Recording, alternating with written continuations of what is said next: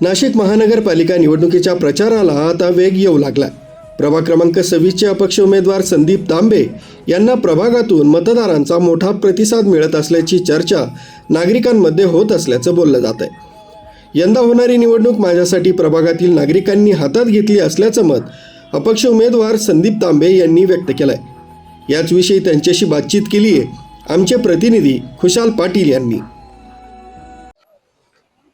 सुशिक्षित व शिकलेल्या तरुणांचा राजकारणातला सहभाग पर्यायाने राजकारणाची परिभाषा बदलत जाते. त्याचबरोबर शहराचा विकास देखील होत जातो. मी आता प्रभाग क्रमांक 26 मध्ये आलेलो आहे. तरुण चेहरा आहे. तरुणांमध्ये एक क्रेज त्यांची जी या ठिकाणी निर्माण झालेली आहे. आपल्यासोबत संदीप तांबे आहेत. खरं तर या प्रभागामध्ये त्यांनी पक्षाकडून उमेदवारी मागितली होती, मात्र ऐनवेळी पक्षाने डावलल्यामुळे त्यांना पर्यायाने अपक्ष म्हणून या ठिकाणी उमेदवारी नागरिकांच्या हट्टास त्यांना लढवावी लागते. संदीप भाऊ, खरं तर या प्रभागाचा भौगोलिक जर आपण विचार केला तर कामगार वर्ग म्हणून या वस्तीकडे बघितलं जातं. मोठ्या प्रमाणात उत्तर महाराष्ट्रातून कामगार या ठिकाणी येतात. त्याचबरोबर 2 मोठ्या इंडस्ट्री या प्रभागाला लागून. काय वाटतं, काय समस्या या प्रभागातल्या आपल्या डोळ्यासमोर आहे? काय समस्या आहे म्हणण्यापेक्षा काय नाही हा महत्वाचा विषय. आमच्याकडे सर्व समस्याच आहे. नाशिक शहरात अतिशय दुर्गम आणि विकासाच्या दृष्टीने मागे राहिलेला आमचा परिसर आहे. आमच्या परिसराला काही बेदखल करण्यात आलं, कधी जाणूनबुजून करण्यात आलं, कधी समजुतीने करण्यात आलं. काही धनदांगड्या पैशावाल्या लोकांनी या ठिकाणी नेतृत्व करण्याचा प्रयत्न केला आणि जनसामान्यांकडे दुर्लक्ष झालं. परंतु तुम्ही जसं सांगितलं की आंबड MIDC आणि सातपूर MIDC म्हणजे ज्या 2 औद्योगिक वसाहती असताना आजही येथील तरुणांना रोजगार उपलब्ध नाही. त्यासाठी राजकीय इच्छाशक्ती ज्या राजकीय लोकप्रतिनिधींची पाहिजे होती ती त्या प्रमाणात नव्हती. त्यामुळे या ठिकाणी आमच्या युवकांना रोजगार भेटला नाही.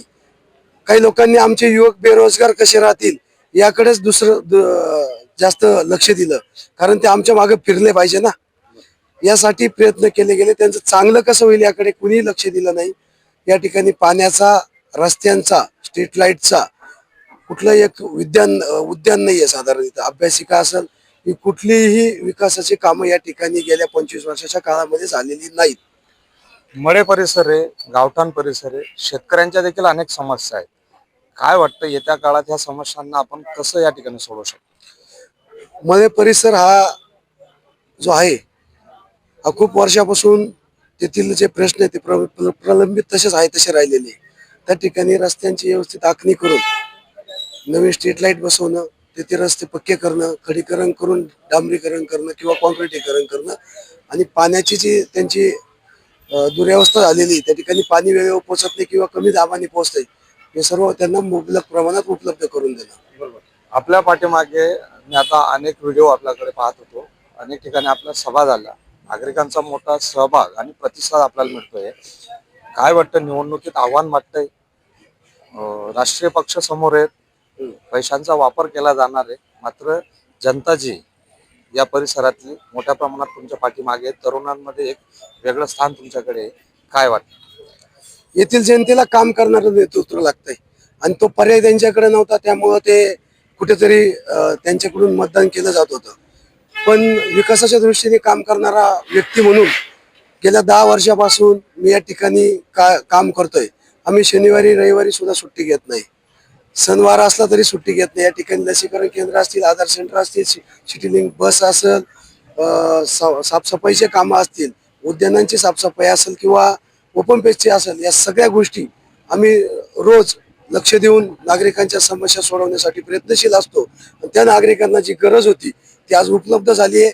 आमच्या पर्यायाने जरी राष्ट्रीय पक्ष असतील किंवा पैसेवाले धनशक्तीच्या विरुद्ध आम्हाला निवडणूक लढवायची असं कोणाला वाटत असेल तर आम्ही कुठल्याही पक्षाच्या विरोधात किंवा कुठल्याही धनदांगड्या किंवा प्रस्थापितांच्या विरोधामध्ये ही निवडणूक लढवत नसून या जनसामान्यांच्या समस्या सोडवण्यासाठी ही निवडणूक लढवायची आहे. आणि तुम्ही जे सांगितलं की मोठ्या प्रमाणात प्रतिसाद भेटतोय आणि सर्व नागरिक त्या ठिकाणी सहभागी होत आहे, ही निवडणूकच जनतेची आहे. या जनतेनेच मला उभं केलेलं आहे निवडणुकीसाठी आणि ही निवडणूक जनतेने हातात घेतलेली आहे. त्यामुळे जो काही खर्च येईल ते जनताच करणार आहे. ते आता घेणार नाही, ते देणारे झाले.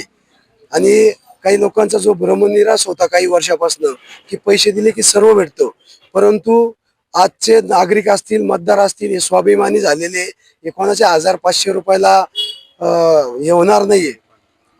तर ते स्वतः त्यांना 1500 देऊ शकता इतके कॅपेबल झालेले. कारण आमच्या परिसराचं नाव पुऱ्या नाशिक शहरात ह्या धनदागड्या पुढाऱ्यांनी बदनाम केलं की हा परिसर विकला जातो, एका रात्रीत विकला जातो, मतदान विकलं जातं. असे कुठलेही नागरिक आमच्याकडे नाहीये, पण जाणून बुजून बदनाम केलं जातं. सगळे स्वाभिमानी नागरिक आहे. साधारण नागरिक, सामान्य नागरिक हा प्रामाणिक असतो, तो कधी कोणाचे पैसे घेत नाही. परंतु काही राजकीय पुढारी समाजाला बदनाम करून स्वतःची पोळी भाजत असता, त्या सर्व धनदागड्यांना, त्या धनशक्ती विरुद्ध आमची जनशक्ती चांगलं उत्तर देणार आहे. आणि 16 तारखेला आम्ही हा विजय गुलाल घेणार नक्की या सर्वांच्या आशीर्वादाने. योजना संदीप तांबे अपक्ष उमेदवार धनशक्ती विरोधात जनशक्तीचा हा विजय या ठिकाणी होणार असल्याचा विश्वास संदीप तांबे यांनी व्यक्त केलेला आहे. खुशाल पाटील, महाराष्ट्र लाईव्ह, नाशिक.